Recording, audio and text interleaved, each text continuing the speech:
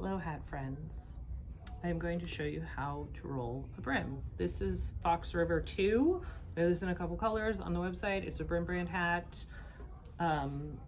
This is a really nice core product to have. The colors are really fun. Nice, simple little thing. So we list a bunch of hats on our website as having rollable brims, mostly cloches. And what I mean when I say that is that you can roll up part of the brim like so. You can roll up the other part of, oops, that didn't work. You can roll up the other side of the brim like so. You can roll the whole thing up and get this little boater thing.